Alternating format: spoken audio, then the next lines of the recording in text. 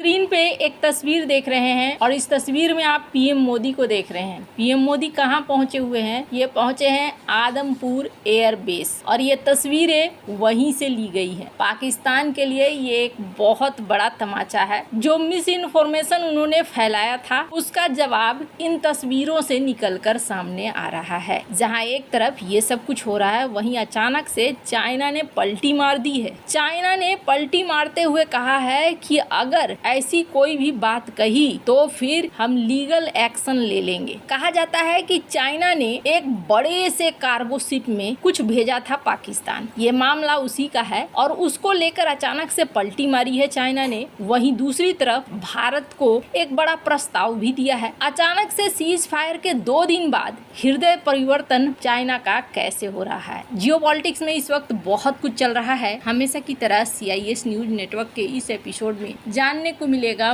बहुत कुछ। आइए जानते हैं इन खबरों को विस्तार से। स्क्रीन पर जो तस्वीरें आपने देखी, जैसा मैंने कहा, ये आदमपुर बेस का है, जिसको लेकर ये कहा गया था कि पाकिस्तान ने काफी कुछ नुकसान कर दिया है। पाकिस्तान ने एक मिस इन्फॉर्मेशन चलाया था और मिस इन्फॉर्मेशन चलाते हुए ये कहा था कि आदमपुर में जो एयरबेस है और S-400 सिस्टम वहाँ तैनात है कथित तौर पर, उसको पाकिस्तान ने तबाह कर दिया था। ये कहना था पाकिस्तान का। पाकिस्तान हालांकि ऐसे जवाब की उम्मीद नहीं कर रहा था कि खुद पीएम मोदी वहां पर पहुंच जाएंगे। खैर, पाकिस्तान में जिस तरह की तबाही मची है उसमें भारत के तीनों सेनाओं का योगदान है। नूर खान की बात करें तो ये जो तस्वीर देख रहे हैं, इनको बिल्कुल भी नहीं भूलेगा पाकिस्तान। यह है भारत के वायुसेना के chief air chief marshal Amarpreet Singh, जिन्होंने चुन चुन कर पायलट तबाही के लिए पाकिस्तान के लिए सुनिश्चित किया। पर इन सब के बीच में ना एक और चीज देखने को मिली, जिसको लेकर भारत के सेनाओं की तरफ से प्रेस कॉन्फ्रेंस में भी खुलासा किया गया।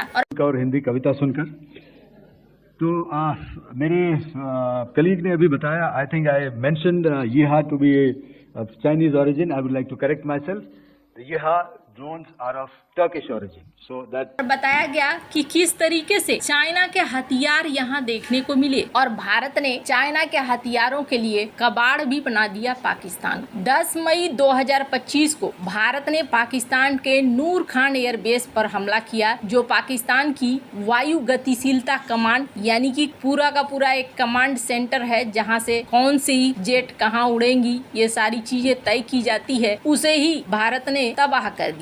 और इस हमले के साथ साथ पाकिस्तान की कई खामियां भी निकल कर आ गई कि एयर डिफेंस के नाम पर उनके पास कुछ भी नहीं था। इन्होंने अपने बेहद खास एयरबेस को चाइना के नाम पर समर्पित कर रखा था। चाइना के HQ-9 मिसाइल डिफेंस सिस्टम पर कुछ ज्यादा ही भरोसा कर लिया था पाकिस्तान ने। चीन के रडार पर भी इन्होंने काफी निर्भरता दिखाई थी, लेकिन सब कुछ यहाँ पर बेकार दिखा। और जिन हथियारों का इन्होंने भारत के ऊपर वार करने के लिए इस्तेमाल किया, PL-15 हवा से हवा में मार करने वाली मिसाइलें या ड्रोनें, ये भारत के द्वारा नाकाम कर दी गई। ऑपरेशन सिंदूर ने न सिर्फ पाकिस्तान की सैन्य कमजोरियों को उजागर किया, बल्कि चीनी हथियार कैसे हैं ये भी बता दिया। कहा जा रहा है कि इस वक्त चीनी हथियारों का कबाड़ खाना बन गया है पाकिस्तान। चाइना के साथ साथ तुर्की के भी हथियार देखने को मिले, तुर्की के भी ड्रोन देखने को मिले, वहीं ईरान की भी मिसाइल देखने को मिली। लेकिन सबसे ज्यादा फजीहत किसकी हुई? सबसे ज्यादा फजीहत चाइना की हुई, क्योंकि चाइना के हथियार बुरी तरीके से फेल हुए। और आपको बता दूं, पाकिस्तान 80% हथियार चाइना से ही खरीदता है, चाहे वो दबाव में खरीदे चाहे जानबूझकर खरीदे, लेकिन चाइनीज हथियार पाकिस्तान को बचाने में सफल नहीं हो पाए। अब इसी बीच जब ऑपरेशन चल रहा था तब एक खबर आई थी, और खबर सोशल मीडिया पर आई थी, जिसमें ये कहा गया था कि चाइना ने अपने Y-20 सैन्य कार्गो विमान, जो कि चाइना का सबसे बड़ा कार्गो विमान है, उसके जरिए पाकिस्तान को हथियार भी भेजे हैं और सैन्य सामग्री भी भेजा हुआ है। अब देखिए, जिस समय ये खबरें चल रही थी उस समय चाइना ने कुछ भी नहीं कहा, लेकिन 12 मई 2025 को चीनी रक्षा मंत्रालय ने एक आधिकारिक बयान जारी किया और जारी करके इन दावों को खारिज किया। पीपुल्स लिबरेशन आर्मी एयरफोर्स ने कहा, Y-20 G20 ने पाकिस्तान को कोई राहत सामग्री और हथियार नहीं पहुंचाए हैं और ऐसी खबरों को अफवाह करार दिया। अब नॉर्मली क्या होता है कि अगर ऐसी कोई खबर आती है सरकार की तरफ से कह दिया जाता है कि हाँ जी ये अफवाह है, ये गलत बात है, और यहाँ पर वो शांत हो जाते हैं। पर इन्होंने यहाँ पर चेतावनी लगा दी। इन्होंने कहा कि ऐसा नहीं है कि इंटरनेट के ऊपर कानून नहीं है, अगर आप सैन्य अफवाहें फैलाएंगे तो हम कानूनी रूप से जिम्मेदार ठहराएंगे और फिर हम लीगल एक्शन ले लेंगे। और ये सारी बात कब कह रहा है चाइना? 12 मई को,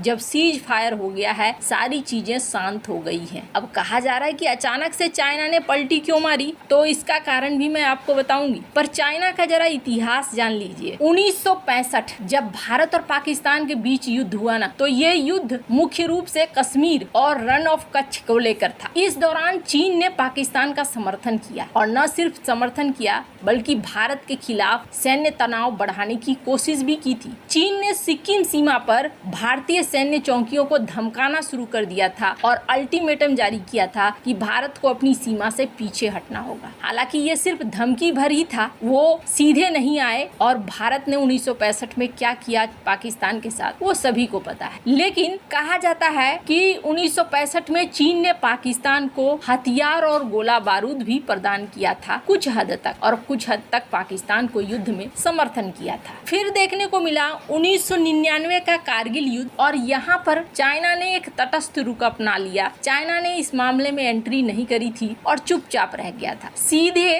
कोई सैन्य सहायता इसने नहीं दिया था। फिर आया बालाकोट स्ट्राइक का मामला। तब देखने को मिला कि चाइना सीधे तो नहीं आया, लेकिन चाइना ने यूएनएससी में जैश सरगना मसूद अजहर को वैश्विक आतंकी घोषित करने में अपना टांग अड़ा दिया। पर अभी ये देखने को मिल रहा है कि चाइना सीधे सीधे आ रहा है और बड़े गुस्से में ये कह रहा है कि नहीं जी, अगर इस तरह की अफवाह आप उड़ाना बंद नहीं करेंगे तो हम कानूनी कार्रवाई करेंगे, जो एकदम असामान्य है। ये कोई सामान्य बात नहीं है। पर चाइना अचानक से पलटी क्यों मार रहा है? स्क्रीन पर एक आर्टिकल देखिए। चाइना के मार्केट रिसर्च ग्रुप के डायरेक्टर और संस्थापक हैं शॉन रिन। इनका क्या कहना है? इनका कहना है कि देखो भारत, तुम अमेरिका के ऊपर भरोसा मत करो, अमेरिका धोखा देगा, इसलिए चाइना के साथ दोस्ती कर लो। अगर भारत 10-15 साल में आगे बढ़ जाता है तो फिर देखना, जैसे ही भारत शक्तिशाली होगा, अमेरिका भारत को नष्ट करने की और कंट्रोल करने की कोशिश करेगा। आप हमारे साथ मिल जाओ और हमारे साथ मिलके